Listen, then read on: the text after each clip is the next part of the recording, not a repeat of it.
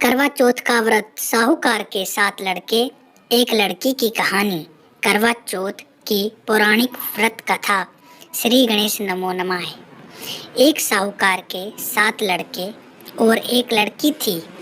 एक बार कार्तिक मास की कृष्ण पक्ष की चतुर्थी तिथि को सेठानी सहित उसकी 7 बहुएं और उसकी बेटी ने भी करवा चौथ का व्रत रखा।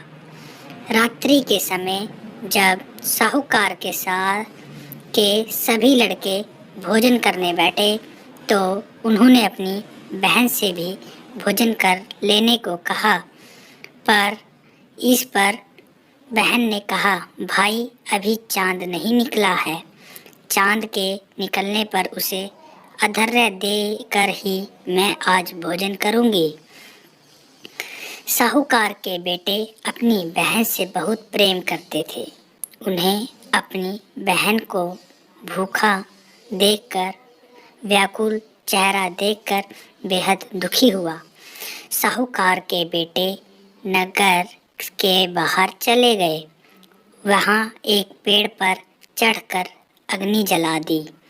घर वापस आकर उन्होंने अपनी बहन से कहा, देखो बहन, चांद निकल आया है, अब तुम उन्हें अर्घ्य देकर भोजन ग्रहण कर लो।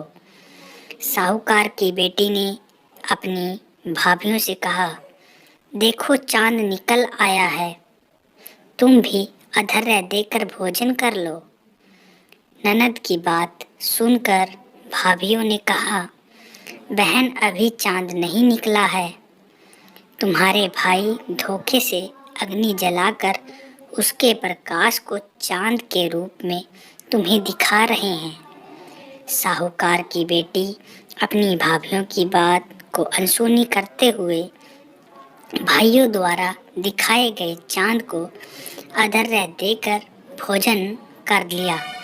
इस प्रकार करवा चौथ का व्रत भंग करने के कारण विघ्नहर्ता भगवान श्री कृष्ण साहूकार की लड़की पर अप्रसन्न हो गए।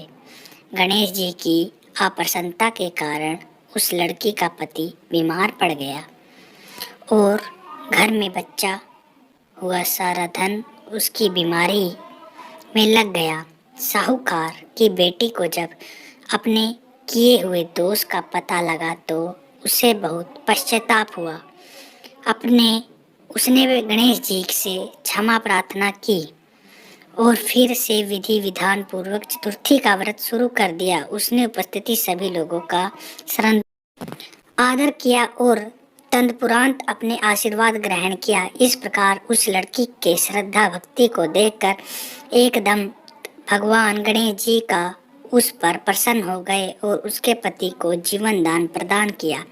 उसे सभी प्रकार के रोगों से मुक्त करके धन संपत्ति और वैभव से युक्त कर दिया। धन्यवाद। चैनल को सब्सक्राइब करना ना भूलें। Thank you so much. करवा चौथ माता की जय हो।